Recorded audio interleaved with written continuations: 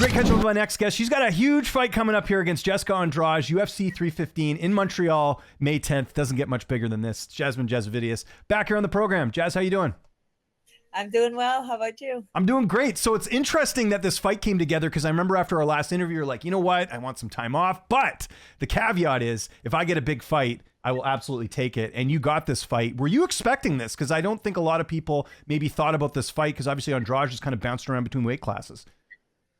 Yeah, I didn't really expect it. I think she was looking for a fight, and then they kind of asked me about Montreal, like, hey, you want to fight? And I initially was like, no, I need some rest and everything. But then I just took a couple of days away from the gym, and then that was good enough rest. And I was like, I got to keep this momentum going. I got to strike while the iron's hot. This is a great opportunity. And I always fight well in Canada, and to be able to fight in Montreal is amazing. So, it all kind of just came together so perfectly. Good. Well, that's awesome. Have you ever been to the Bell Center before? Because it's one of the loudest arenas in Canada. I think it even has more capacity than some of the other arenas that are out there in Canada.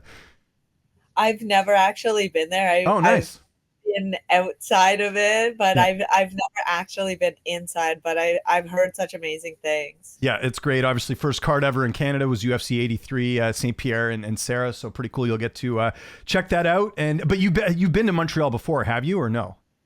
Oh yeah, I've been to Montreal. Because it's the closest thing to a European city in North America. I think it's very cool. So. Yeah, I know it's so nice. I love back when I was 18. Me and my friends used to always go down for go for the weekend. Because you can drink down there too. The liquor, a lot of people don't know this, but in I think it's everywhere else in Canada it's 19, and then 18 was you could drink. Let's talk about Andrade. Obviously, really, really devastating, knockout power. One of the few girls that can do it. She's got a lot of sort of highlight reel finishes. You got to love this fight, though, because this is two strikers, right? Or are you looking at this differently? How are you looking at this fight? No, exactly what you said. She's got power, so I got to watch out for that. But, I mean, other than that, she's... shown to have the belt before. She's had her opportunities, and now it's my turn. Yeah, no, absolutely. And how much of a benefit was it too that you got to go train in Thailand before your last fight, and then get all that extra striking experience? Because that's probably what you would need to do to fight an Andrade, is get that extra level of striking and Muay Thai over there. Yeah, it was such a great experience going to Thailand and being the kind of fight capital of the world. I mean, between there and Vegas, but you know what I mean? Yeah.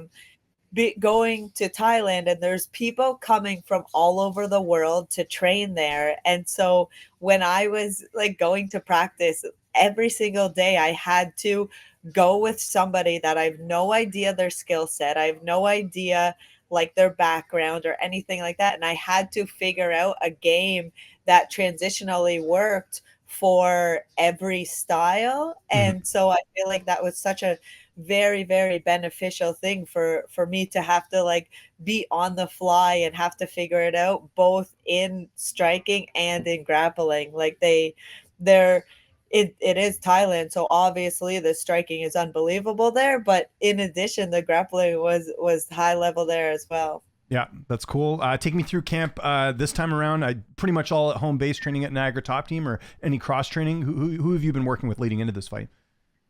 Yeah, so we're back at home for this one. It's nice to be home for a little bit. I was gonna say, you were away for a bit. Yeah, but I mean, I'm sure after this I'll go somewhere again. I don't like being home too long. Yeah, for sure. So who've been the main training partners for this one? So my regular people from the gym, Tisha and Joe and G and Danielle Antini, she's killing it right now. Nice. And we also, Randy Field and her team. Oh, cool. I know Randy. Yeah. Used to fight in Bellator. Yeah. Yeah. So she's got a big fight coming up. And so her and a couple of her teammates are coming down as well. And she's got these two guys that they come with, a guy named Gavin that is literally the perfect kind of body style and striking style as Andrade.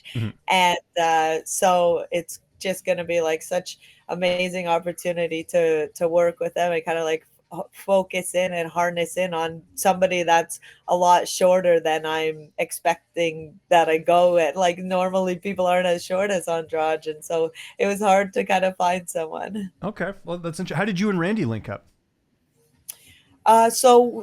We've kind of always like had a good relationship, and she's a little bit farther out, but she would come down into this area when she needed some like extra work, different looks, and so for like years we've kind of like went back and forth a little bit, but this will be the first time that they're coming down for like kind of an extended period. Nice. And really looking forward to the crew. They're an awesome crew. Good. Okay, that's cool. And then how's the cut going? Obviously, you got lots of notice for this, so that's all kind of honed in. Because I always say this because I met you last year in Toronto. I think was the first time we actually met. Or no, maybe no, it would have been Vancouver. Either way, you're big for the division. Like you're a pretty big fighter for the weight class. So I imagine the cuts got to be pretty precise, right?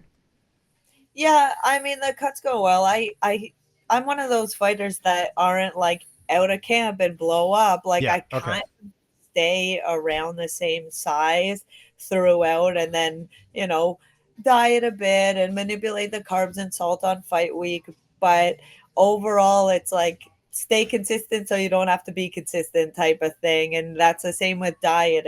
If I'm always have like a good diet, then it's okay to have a cookie every once in a while. Yeah, good. That's good. Plus, Erin would give you a hard time, right, if you weren't on the diet, because that's kind of his thing. Shout out to Jeffrey Nutrition out there, which is great.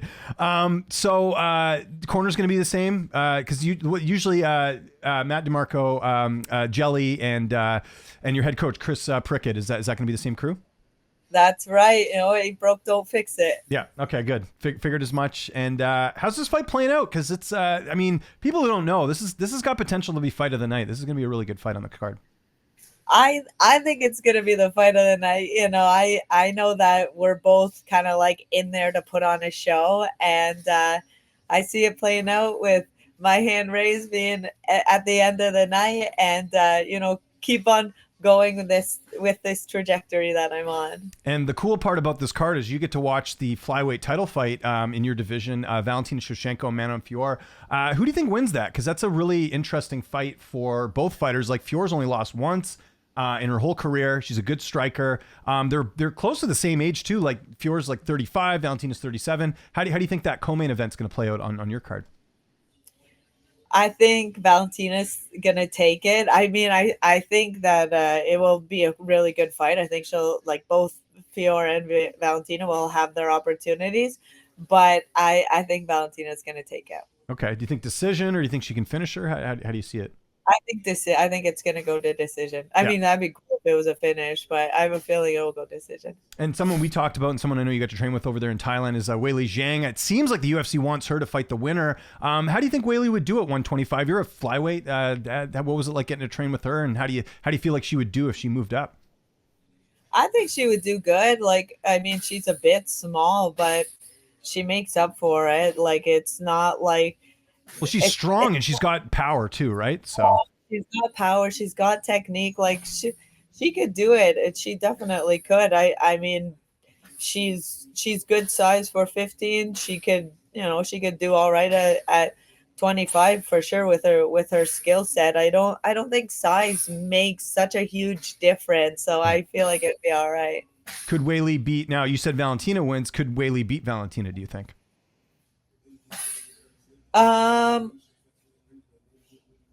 Potentially. I mean, I think there's always a chance. Yeah. I think that she could. I don't see why not. Well, I just, I look at her last fight against Tatiana. I mean, and granted, Tatiana's a bit of a different fighter, lay off all that stuff, but I mean, that was such a dominant win. It's like you almost want to see if she could do it, right? Like I think that's part of the reason why the UFC's kind of open to it, is that last title fight was so dominant. And I nothing against the women at 115. Like I don't see anyone really right now that's going to dethrone her, right? So that's exactly it. It's like she's went through everyone there. It does make sense. I mean, this is a huge fight for you. Like Andrade has fought for it. Andrade has been a champion. I always forget that because it was just the one fight, but she's a former champion. She's, been in the mix in both divisions for a while. Where does a win put you, especially a finish? That's got to really put you in that conversation with some of those contenders. I believe so. I feel like say I finish Andrade in devastating fashion, Yeah. then maybe one more fight for contention, and then maybe the belt. Yeah, maybe. Yeah, that could certainly happen. I mean, there's two fights that are coming up. Actually, wanted to get your thoughts quickly on them. One's on your card. So you've got Alexa Grasso and Natalia Silva, who I know you fought. Do you think Grasso will do it? Obviously, she was a former champ. You fought Silva. She's really tough. Where are you kind of leaning on that fight? I think Silva's gonna win that. Because she beat me, Yeah. so I got to go over her. But she's looked good. I mean, I don't think she's lost at all. Like not recently, anyways. No. Yeah, she's very good, and so I think she's gonna take it. Is that a rematch you'd like at some point? I mean, imagine if that happened for the belt someday or something. But is that a fight you see happening at some point? You two rematching? Because yeah, I'm just looking here. She's never lost in the UFC. So I mean, that's of all losses to have on your resume, that's not a bad one to have, right? That's like my dream thing, because she came into the UFC like against me, so I had like didn't know anything about her or anything like that.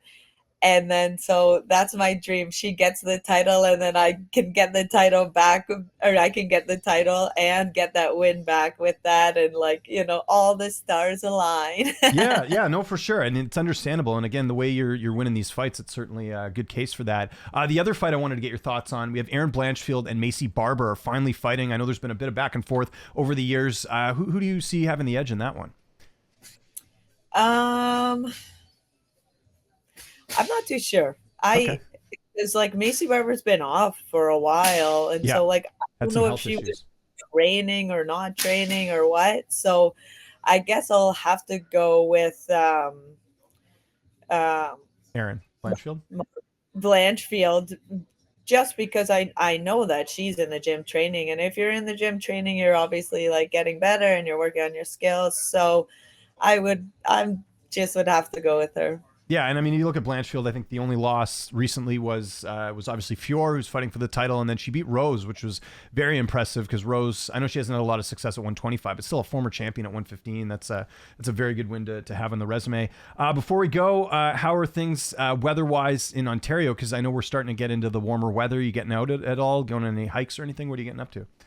Oh yeah, I've been hiking and biking. I love when like the season is changing and going out for like morning runs. It's so much different going for a morning run when it's freezing Oh cold yeah. and you don't want to do it. Mhm. Whereas a nice morning run where it's like kind of brisk and like the air just smells crisp and clean, like it's definitely easier to run in the springtime than in the Yeah. winter. So I've been enjoying it. Got my bike out recently. I Oh, cool. love bike riding, and so I've been like, I got a nice little like forest area that's right by my house, and so I'll rip down there, drive in the forest right by the water, and Oh, oh, cool. I love it, love it. Good stuff. And that's a mountain bike, or it's one of those clip-on ones?